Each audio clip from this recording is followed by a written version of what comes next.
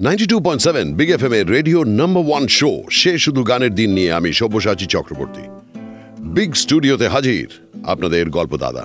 তবে গল্পদাদা কিন্তু ফাঁকা হাতে আসেনি। এই ফাঁকা হাতে আসার পাত্র নাকি সে? সঙ্গে অবশ্যই আছে বিগ গল্পের ঝুলি।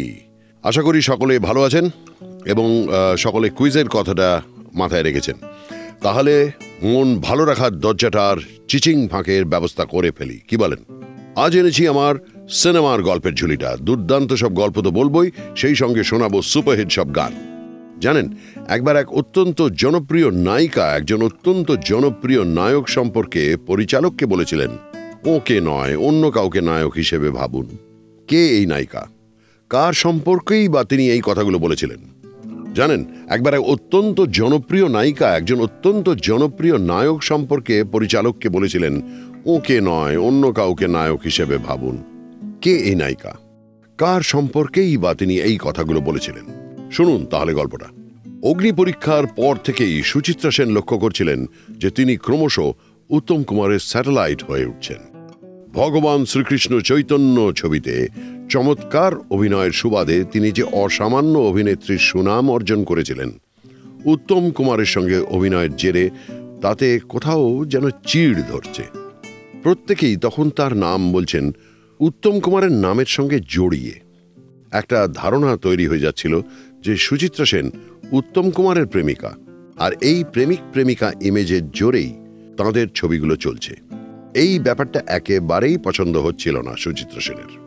উত্তম কুমার ছাড়া ঢুলি ছবিতেও অভিনয় সূত্রে তিনি বুঝেছিলেন উত্তমবিহীন ছবিতেও তার অভিনয় ক্ষমতার কদর করা হচ্ছে। এই সব ছবির বিজ্ঞাপনেও লেখা হতো সুচিত্রা সেন অভিনীত ছবি। তাই 1955-তে যখন দেবকী কুমার বসু সুচিত্রা সেনকে নিয়ে ভালোবাসা ছবিটা করবেন ঠিক করলেন, তখন দেবকী বসুর প্রতি সুচিত্রা সেনের একটাই অনুরোধ ছিল, প্লিজ উত্তম নয় নায়ক হিসেবে অন্য কাউকে ভাবুন। আর দেবকী বসুও চাইছিলেন যে তাঁর ছবি হয়ে উঠুক দেবকী বসু পরিচালিত ছবি, উত্তম সুচিত্রার ছবি নয়। সেই কারণেই ভালোবাসার ছবির নায়ক হলেন বিকাশ রায়।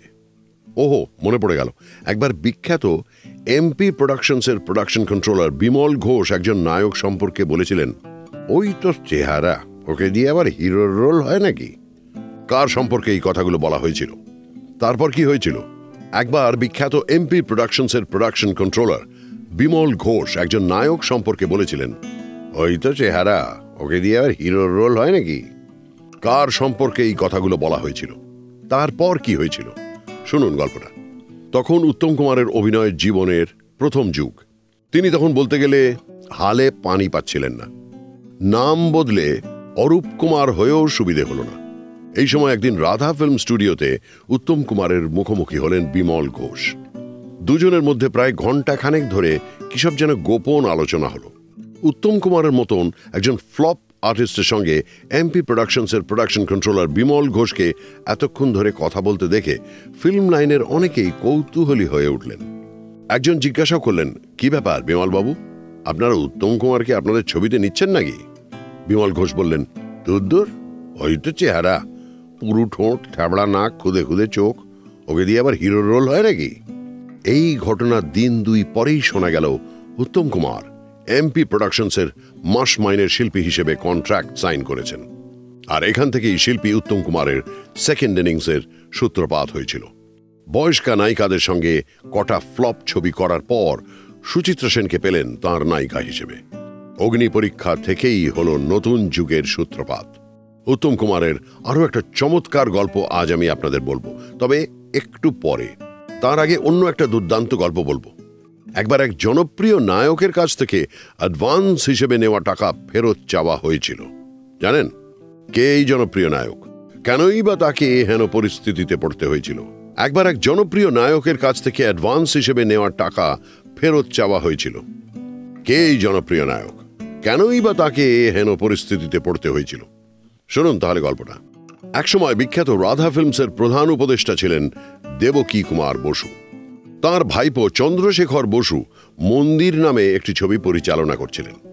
সেই ছবির নায়ক নির্বাচিত হলেন বসন্ত চৌধুরী। তাঁর সঙ্গে 1003 টাকার চুক্তি হল। তিনি অ্যাডভান্স হিসেবে 300 টাকা পেলেন। দিন দুয়েক মন্দিরের কাজ করার পর হঠাৎই বসন্ত চৌধুরী নিউ থিয়েটার্সের মহাপ্রস্থানের পথে ছবির নায়কের চরিত্রে ডাক পেলেন। এতে খুবই চিন্তায় পড়ে গেলেন বসন্ত চৌধুরী। ভেবে কুল কিনারা পাচ্ছেন না কি করবেন। অগত্যা নিউ থিয়েটার্সের আর্ট ডিরেক্টর সৌরেন সেনকে তিনি বললেন, আমি যদি দুটো ছবিতেই একসঙ্গে কাজ করি তাহলে কি অসুবিধা হবে? সৌরেন সেন গম্ভীরভাবে বললেন, নিউ থিয়েটার্সে এক্সক্লুসিভ হিসেবে কাজ করতে হয়। এখানে কাজ করতে হলে অন্য কোথাও কাজ করা চলে না। এবার বসন্ত চৌধুরী রাধা ফিল্মসের মাধব ঘোষালকে বললেন, আপনারা যদি দয়া করে আমাকে ছেড়ে দেন তাহলে আমি নিউ থিয়েটার্সের ছবিতে কাজ করতে পারি। মাধব ঘোষালের দাদা বললেন, না না, দুদিন শুটিং হয়ে গেছে, ছেড়ে দিন বললেই কি ছেড়ে দেওয়া যায়? তবে হ্যাঁ, ওরা যদি রাজি থাকেন তাহলে আমার শুটিংয়ের ডেট ওদের সঙ্গে অ্যাডজাস্ট করতে পারি। আবার বসন্ত চৌধুরী ছুটলেন নিউ থিয়েটার্সের সৌরেন সেনের কাছে। তিনি বললেন, তোমাকে তো আগেই যা বলার বলেছি, তাছাড়া আমাদেরটা ডাবল ভার্সন ছবি। এসব কাজে আর্টিস্টকে সবসময় হাতের কাছেই রাখতে হয়। তাছাড়া এই ছবিটা প্রচুর আউটডোর, সুতরাং অন্য ছবির সঙ্গে ডেট অ্যাডজাস্টের তো কোনো প্রশ্নই ওঠে না। এসব কথা শুনে রাধা ফিল্মসের কর্তারা বসন্ত চৌধুরীকে বললেন, তুমি কি করবে তা তুমিই জানো, তাড়াতাড়ি ডিসিশন নাও, তুমি না করলে 2-4 দিনের মধ্যেই আমাদের অন্য লোক নিতে হবে। এবার কিন্তু সত্যিই বসন্ত চৌধুরীর মাথায় আকাশ ভেঙে পড়ল। তার করুণ অবস্থা দেখে রাধা ফিল্মসের ওই কর্তা বললেন, ঠিক আছে, তুমি আমাদের থেকে যে 300 টাকা অ্যাডভান্স নিয়েছ সেটা ফেরত দেবে, আর যে 2 দিনের কাজ হয়েছে সেই খরচ ড্যামারেজ হিসেবে দেবে, এই ধরো 1003 টাকা, তাহলেই তোমাকে আমরা রিলিজ করে দেব। বসন্ত চৌধুরী বলেন, সে কি, এত টাকা আমি কি করে দেব? আমি তো চাকরি বাকরি করি না, আমি কষ্টে সৃষ্টে অ্যাডভান্সের টাকাটা ফেরত দিতে পারি, আপনারা প্লিজ আমাকে রিলিজ করে দিন। সেই মুহূর্তে রিলিজ না পেলেও পরদিন দেবকী কুমার বসুর উদ্যোগে বসন্ত চৌধুরীর রিলিজ পেয়েছিলেন। আর হ্যাঁ, ড্যামারেজ হিসেবে চাওয়া 3000 টাকা দিতে না হলেও অ্যাডভান্সে 300 টাকা তিনি ফেরত দিয়েছিলেন। মন দিয়ে গল্পগুলো শুনছেন তো? মন দিয়ে শুনলে একদম শেষে আমার করা প্রশ্নের সঠিক উত্তর দিতে পারবেন এবং পেয়ে যাবেন আমার সঙ্গে দেখা করে ছবি তোলার সুযোগ। এবার আমি গল্পে ফিরি। এখন বলবো মহুয়া রায়চৌধুরীর চমৎকার একটা গল্প। শুনুন গল্পটা। সুবর্ণরেখা নদীর ধারে যে যেখানে দাঁড়িয়ে এই ছবির আউটডোর চলছিল। কাকভোর থেকে শুটিং চালু করেছেন পরিচালক সরোজ দে। সেদিন আবার প্রত্যেকেই ছিলেন দারুণ মুডে। বেলা 2টো বাজার সামান্য আগে সরোজ দে ভাবলেন সকলে ভালো মুডে থাকতে থাকতেই চলতি সিকোয়েন্সটা সেরে ফেলবেন। লাঞ্চ ব্রেক দিলে যদি ভালো মুডটা আবার ফিরে পাওয়া না যায়। পরক্ষণেই ভাবলেন যথাসময়ে লাঞ্চ ব্রেক না দিলে যদি আবার টেকনিশিয়ানরা খেপে যায়। হঠাৎ সরোজদের নজর পড়ল মহুয়া রায়চৌধুরীর দিকে। তাকে সরোজদে বললেন, আয় শোন, তোর খুব খিদে পেয়েছে নাকি রে? মহুয়া রায়চৌধুরী বললেন, হ্যাঁ কালুদা, খুব খিদে পেয়েছে। কালুদা ছিল সরোজদের ডাক নাম। সরোজদে বললেন, আমারও খুব খিদে পেয়েছে, কিন্তু আমি ভাবছি তুই যা দারুণ অ্যাক্টিং করছিস, তাতে এখন ব্রেক দিলে পরে যদি তোর এই মুডটা না থাকে তাহলে তো ছবির ক্ষতি হয়ে যাবে। মহুয়া রায়চৌধুরী বললেন, তাহলে উপায়? সরোজদে বললেন, উপায় বলতে ধর আজ যদি আমরা 2-2.5 ঘন্টা বাদে খাই। মহুয়া রায়চৌধুরী একবার ঢোক গিলে বললেন, ওরে বাবা, মুড নষ্ট হয়ে গেলে তো খুব বিপদ হয়ে যাবে। না না, এখন লাঞ্চ ব্রেকের একদম দরকার নেই, তুমি শর্টগুলো নিয়ে নাও কালুদা। সরোজদে বললেন, কিন্তু এ কথা কি টেকনিশিয়ানরা বুঝবে?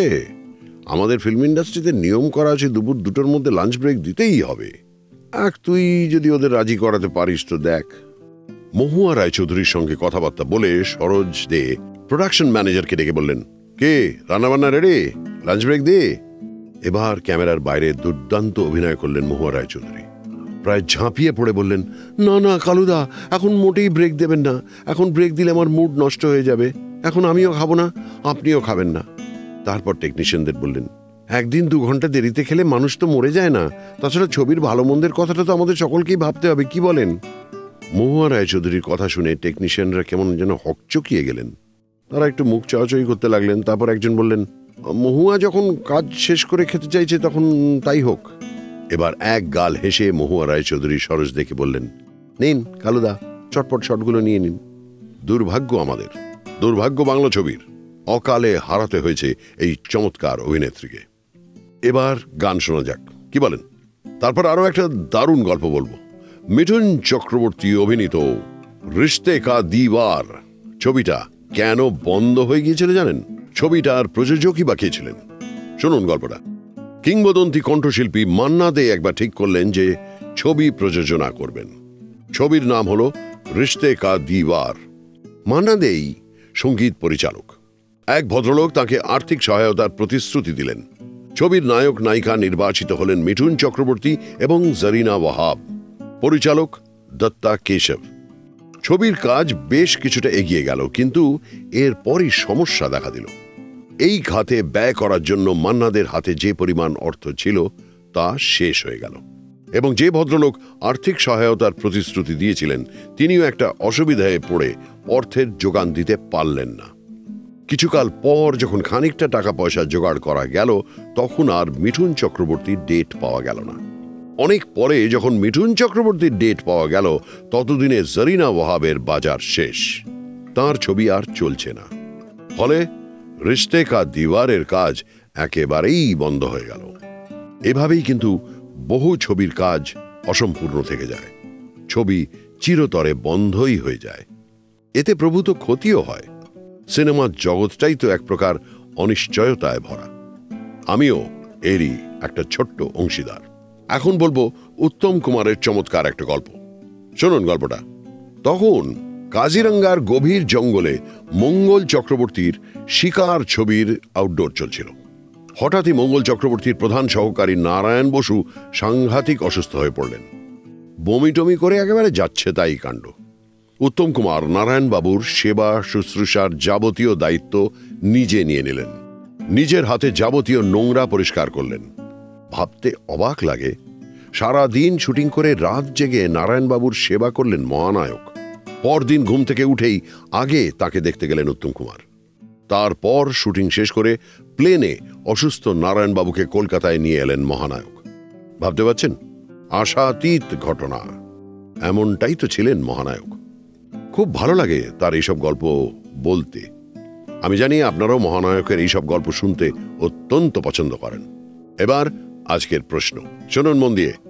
নিউ থিয়েটার্সের কোন ছবিতে বসন্ত চৌধুরীর নায়কের চরিত্রে প্রস্তাব পাওয়ার গল্প আজ আমি বলেছি? আবার বলছি, নিউ থিয়েটার্সের কোন ছবিতে বসন্ত চৌধুরীর নায়কের চরিত্রে প্রস্তাব পাওয়ার গল্প আজ আমি আপনাদের বলেছি? অনুষ্ঠান শেষ হওয়ার 24 ঘন্টার মধ্যে উত্তর পাঠান SMS এ। প্রথমে লিখুন বিগ FM, তারপর স্পেস দিয়ে লিখুন সব্যসাচী, তারপর লিখুন আজকের প্রশ্নের উত্তর, তারপর আপনার নাম এবং এলাকা লিখে পাঠিয়ে দিন 55454 এ। আগে আসার ভিত্তিতে প্রথম 3 জন সঠিক উত্তরদাতা পাবেন আমার সঙ্গে দেখা করে ছবি তোলার সুযোগ।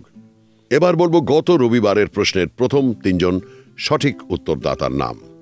অনিন্দ দত্ত নিউ আলিপুর থেকে, বনমালী বসাক মানিকতলা থেকে, সুলেখা সিনহা শোভা বাজার থেকে।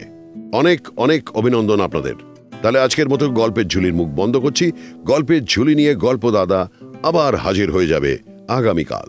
অতএব শুনতে থাকুন সে শুধু গানের দিন, শুধুমাত্র 92.7 বিগ FM এ। যা সেরা ছিল সেরা থাকবে। আমি সব্যসাচী চক্রবর্তী আজকের মতন আসি।